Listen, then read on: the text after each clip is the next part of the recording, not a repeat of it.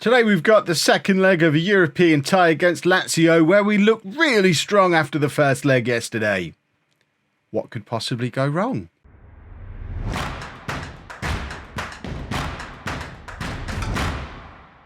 Hello and welcome to part 187 of It's Coming Home. I'm Kev, and coming up on today's episode we have that second leg of the Champions League quarter-final at home against Lazio, plus we play Liverpool in the Premier League as we try and force our way back to the top of the league with 4 games to go. The Premier League is a challenge. Hopefully the Champions League, maybe less so. We did win. Why has it gone all the way up there? We did beat Cardiff in our last Premier League game. And we'll worry about the Premier League in a minute. For now, we want to beat Lazio, and this is the team we're going to put out there to try and do exactly that. We've got Powell in goal, a back four of Candemil, Hervé, Lee and Meyer, Cristiano and Yamin in midfield, Cirillo, Costa and Goff behind Mira up front. Let's get into the match and hopefully score all the goals. One goal will be fine as long as we don't let Lazio score any. What do we want to do? Pick up where you left off last time out. We were very good against Cardiff, but those of you who have been paying attention to the league table over the course of this season will know that being quite good against Cardiff doesn't really stand for a lot. Cardiff have had, I want to say, a challenging season. If you don't believe me, have a look at the league table next time we're looking at the Premier League. But we're not looking at the Premier League now. Today is a Champions League day. And worryingly, Lazio have the ball. Candemil intercepts, though. This might be the last hurrah for Candemil this season. Oh, what a goal from Mira. Don't know why I can't say his name all of a sudden. An 18th goal of the season for him. Bearing in mind, we've already got Thor on 20 goals. Goff's on about 18 goals. Costa and Cirillo both in double figures. We have some goals in this team, but that's a lovely finish from Mira. What I was saying about Candemil, he's not old, he's not injured, he's not dying, but we have just had a coach report through, similar to the one we talked about in the last episode for Hervé and Juranovic.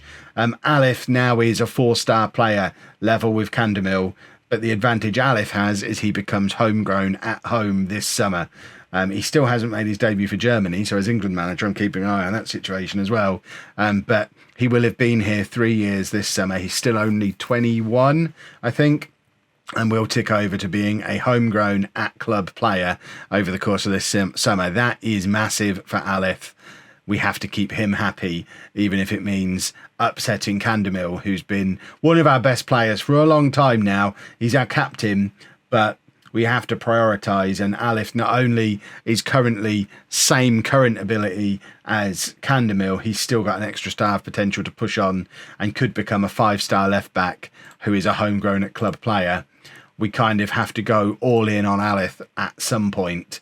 We're not going to worry about it for the rest of this season, but I think a decision needs to be made in the summer. I don't necessarily want to sell Candemil straight away, but if Alif is going to be our first choice left back next season, I don't know how well Candemil is going to accept going from captain to backup player. And I know that one guy who comments in every episode, Kev, try Candemil as a winger.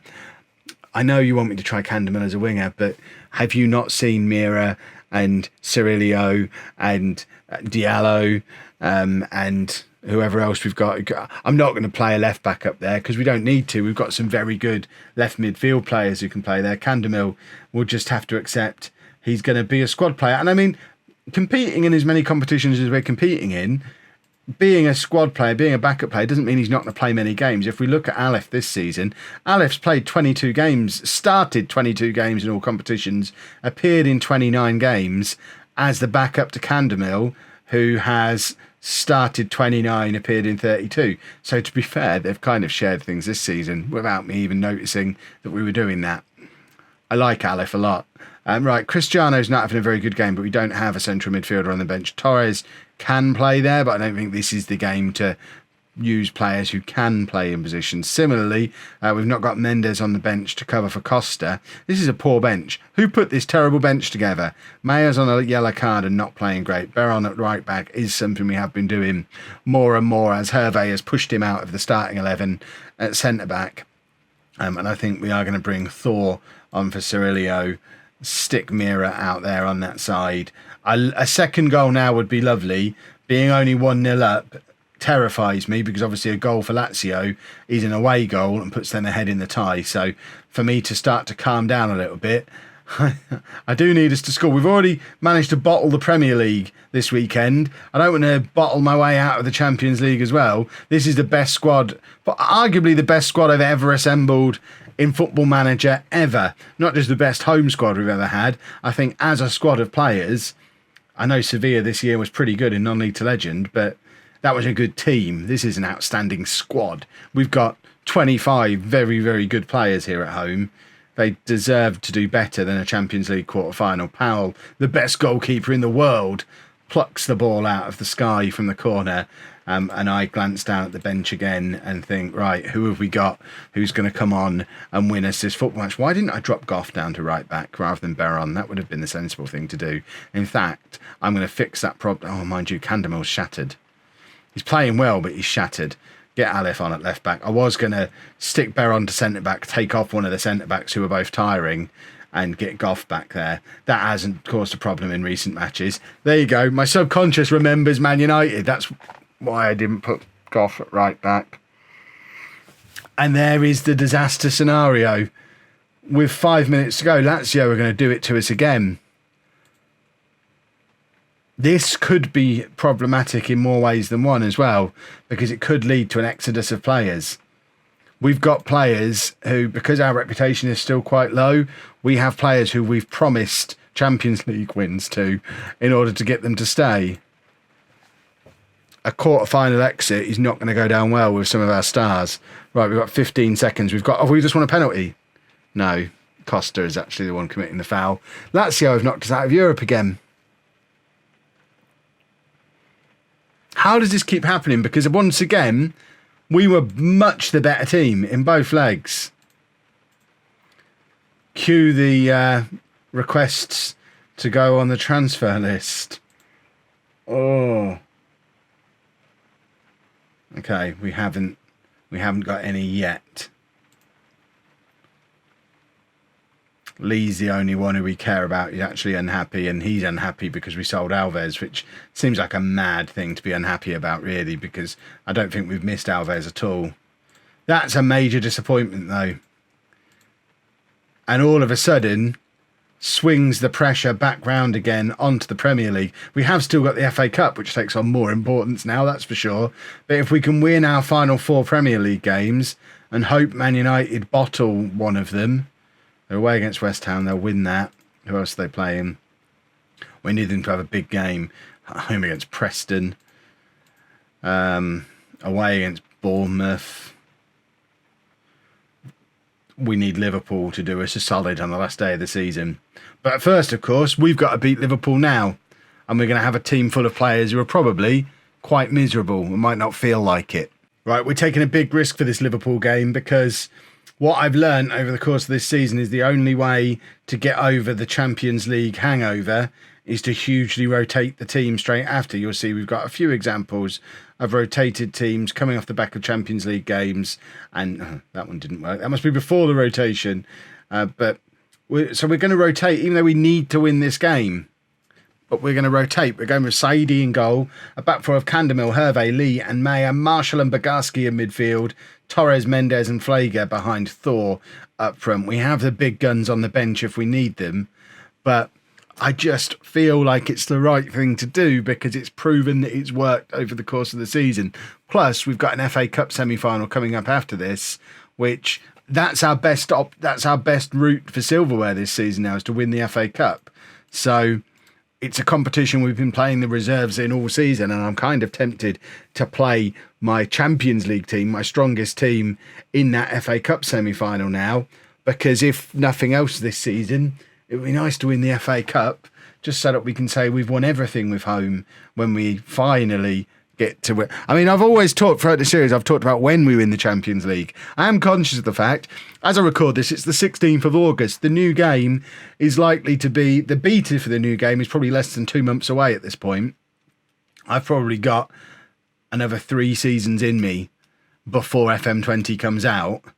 I don't know that it's a foregone conclusion that we are going to win the Champions League in this series now. It would be weird if, having just talked about how this is the best squad I've ever put together, and I do think it is, I think it's a fantastic squad we've got at home. It could be the first series I've ever done on YouTube that doesn't end in a Champions League win. Or it could do what Nuneaton did last year and we could win the Champions League the day before the new game comes out, just because I like to leave things to the last minute. Right, Mendes, out to Candemil. We are 1-0 up, by the way. For those of you who listen to this as if it's a podcast, we are 1-0 up. We did score. It was Thor, obviously, because that's what Thor does. But Liverpool are now on the attack with Edmonds, who we know all about from England. It's a lovely cross from Edmonds, and Liverpool do equalise. Edmonds is a player who I am very much keeping an eye on. The left wing, although I was just said in the last game, I'm not going to play Candemil there. We've got loads of left wingers. I'm always on the lookout for a left winger because I want that perfect inside forward on this side. And I don't know if Mira's the perfect one. I don't know if Cirilio's the perfect one. Maybe Edmonds is the perfect inside forward. Maybe it's O'Reilly, the youngster from Arsenal who's on loan at AC Milan, who we know about from England as well. If you're not watching the England series, you're missing out on so much of the scouting that we do. All my scouting for home takes place in the England series now. I'm all about English players. Wonder kids or English players is all I'm after. Right, let's passionately say we need to just be better than them. I don't know that that's the button that I pressed, but that's what I meant. That's the sentiment that I was trying to portray. Marshall, you were a Man United youth player. You should hate Liverpool. Do something magical. We're going to have to bring some of the big guns on in a minute, aren't we? Mendes is having a poor game and tiring as well. I think it's probably time to get Costa on in that position for sure. And who else have we got who we can bring on and try and change the game? Goff for Flager. And you know what? We said big guns. Mira, Costa and Goff coming on the pitch with 25 minutes to go. We're going to demand more. We do go if we win this match, we do go top of the league because Man United don't play until later on. But if we don't win here, that is it. No Premier League this season. We already thought we'd thrown that away in the last episode. If we can't beat Liverpool here, it's definitely not happening. And this will go down as one of the most disappointing episodes in history. We wanted the FA Cup. That was the big one we wanted. It's all about the FA Cup. Tomorrow might just be an FA Cup final now, because we've messed up everything else in one episode. Everything was going so well. So well. I mean, it's not outside the realms of possibility we could still win the league. We've backdoor Kev to these things before. But they are two desperately disappointing 1-1 draws. It's not like we even lost games today, but they were two must-win games. And we didn't win them. At least we're still on a nice unbeaten run. We have only won 2 of our last 5 games, though. Well, I guess tomorrow is going to be Norwich. And fingers crossed, an FA Cup final. Failing that, it will be Man City and Norwich. What a disappointing end to the season. Maybe. We could still win a league and cup double, which is good in anyone's book. If you've enjoyed that, please make sure you leave a nice big thumbs up on there for me. Subscribe to the channel for daily Football Manager videos.